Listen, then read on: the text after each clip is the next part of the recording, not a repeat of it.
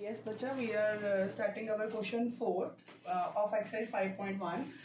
The statement is which of the following are APs if they form an AP. मतलब वो पूछ रहा है कि जितने सारे उसने पार्ट दिए हैं उनमें से कौन से पार्ट में AP बन रही है if they form an AP. मतलब अगर वहाँ पे AP बन रही है find the common difference D find करनी है एंड राइट 3 मोर टर्म्स. तो सबसे पहले हमारा क्या चेक करना होगा हमें कि AP बन रही है कि नहीं.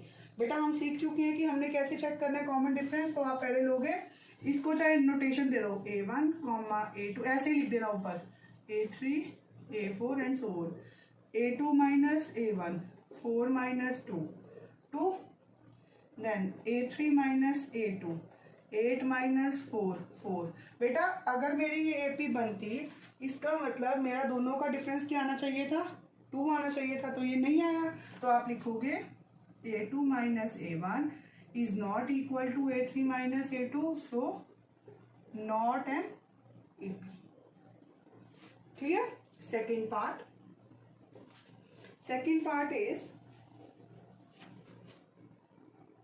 2, 5 by 2, 3, 7 by 2. Again beta, it is A1, A2, A3, A4. Now A2 minus A1. बेटा A2 minus A1 क्या हो जाएगा 5 by 2 minus 2. बेटा जिसके नीचे कुछ नहीं होता उसके नीचे क्या होता है 1. 2 और 1 का एलसीएम 2. क्रॉस मल्टीप्लाई हो जाता है 5 into 1 5 minus 2 into 2 4. It is 1 by 2. Next A3 minus A2 3 minus 5 by 2. बेटा जिसके नीचे कुछ नहीं होता क्या होता है 1. अब 2 और 1 का LCM 2. Cross multiply 3 2 6 minus 5 1 5 1 by 2. अब A2 minus A1 A3 minus A2 दोनों सेम आ गए. अगर आपको एक और भी चेक करना है तो हम और भी चेक कर लेते हैं. A4 minus A3. What is A4 7 by 2 minus 3 by 1 2. Again 2 और 1 का एलसीएम 2. 7 1 7 3 2 6. It is 1 by 2. बेटा डी आ गया सेम तो आप लिख सकते हो A2 minus A1 is equal to A3 minus A2 is equal to A4 minus A3 is equal to 1 by 2. So D is equal to 1 by 2. So it is an AP. ये AP बन रही है. So next term कैसे find करेंगे ये देखो A4 तक आई. A5 क्या आएगा A4 plus D. A4 is 7 by 2. D is 1 by 2. 2 और 2 का LCM 2. 7 plus 1 8 by 2. It is 4. सो उसने 3 टर्म फाइंड करने को बोला है मतलब मुझे A5 A6 और A7 फाइंड करनी है.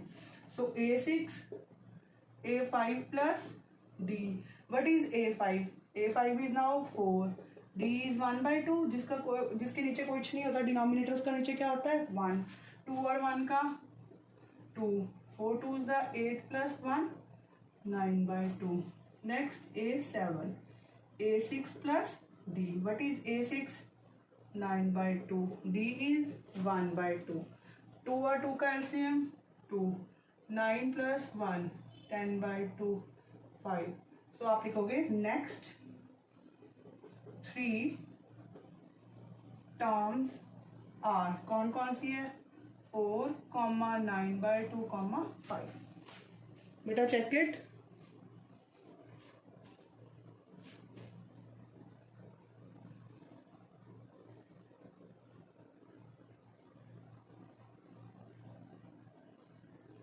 यस बच्चा third part. Till then I am going to erase this statement as well as the first part.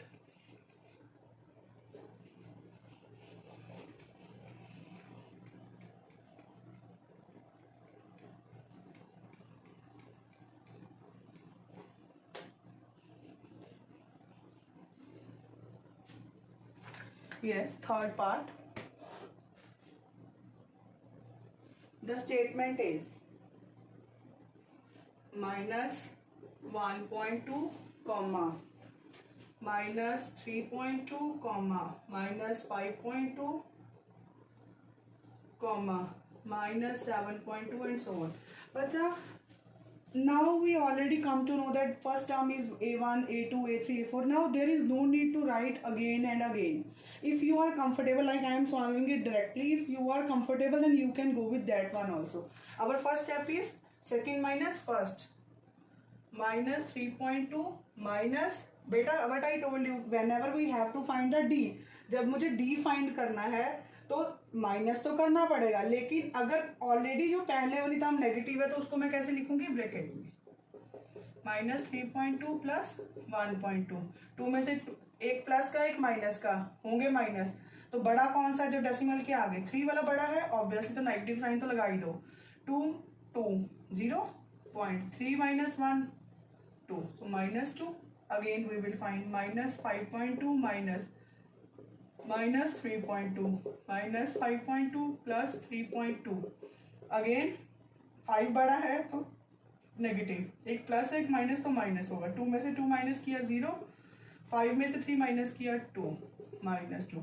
अब again minus 7.2 minus of minus 5.2, minus 7.2 plus 5.2 minus 2 directly, क्योंकि 2 में से 2 minus 7 minus 5 2, it is minus 2. तो आप लिखोगे d is equal to minus 2. Yes, it is an AP series. अब बेटा देखो,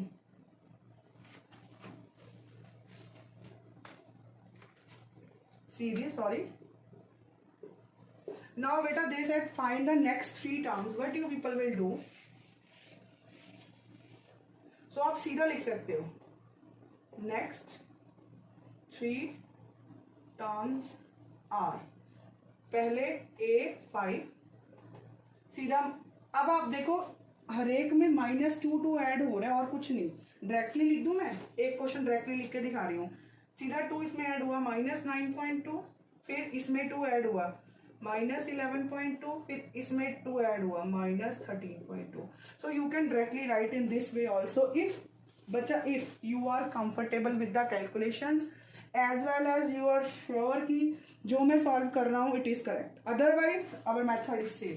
एक क्वेश्चन मैंने डायरेक्टली कर दिया है, next I will solve with the same method. Now fourth part, -10 -6 -2 2 and so. Yes beta ji, -6 minus of -10, -6 plus 10, it is 4. -2 minus of -6, -2 plus 6, it is 4. Next 2 minus of -2, 2 plus 2, it is 4. अब बोलोगे D is equal to 4. Yes, yes, it is an AP. AP है. अब अगर आपको directly नहीं find करना आ रहा तो you can write it in the way कि हम इसको A5 A6 A7 का नाम दे, वरना आप देख सकते हो कि अब सब में क्या ऐड हो जाना है 4, तो आप सीधा लिख सकते हो next 3 terms are.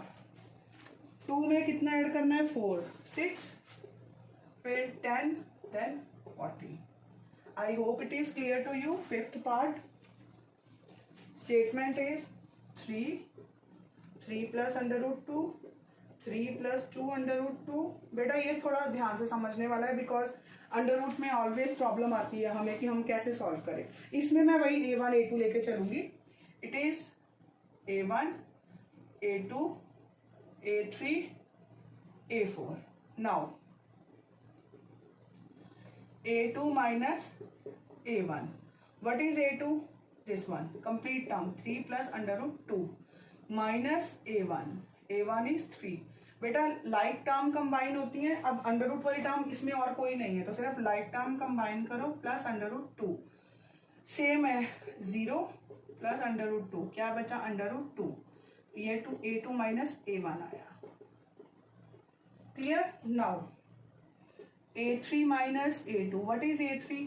3 plus 2 under root 2 minus पूरी की पूरी ब्रैकेट डालो this one 3 plus under root 2। बेटा मैंने ब्रैकेट क्यों डाली, बिकॉज यहाँ पे सिंगल टर्म ही थी तो बाहर माइनस का साइन था तो कोई फर्क ही नहीं पड़ना था। क्यों? क्योंकि सिंगल टर्म है, प्लस है तो माइनस हो जाना, कोई फर्क नहीं पड़ेगा। लेकिन यहाँ पे पूरी ब्रैकेट है and we know this thing very well, whatever the sign is outside the bracket when we multiply it this will become what, this will become, ये मल्टीप्लाई होके अंदर जाएगा। Clear? So now it is 3 plus 2 under root 2 minus 3 minus under root 2. Combine the like term minus 3 constant and constant plus 2 under root 2 minus under root 2. It is 0 2 बेटा under root 2 अगर ये नहीं directly solve करना आता, minus under root 2 common निकले, अंदर क्या आया 2 minus 1. It is under root 2. I hope it is clear to you.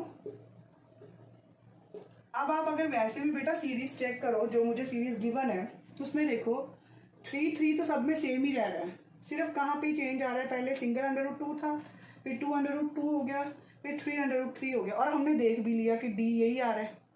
तो आप सीधा लिख सकते हो D is equal to under root 2। Yes it is an AP बन रही है। So next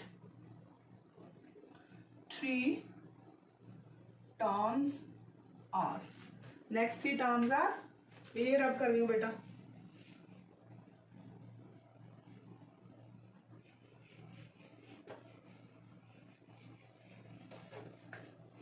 next 3 terms are, अब देखो किस में ऐड हो रहा है, सिर्फ अंडर रूट 2 में, तो मैं कर दूंगी next 3 terms are 3 plus 4 under root 3, 3 plus 5 under root 3 and 3 plus 6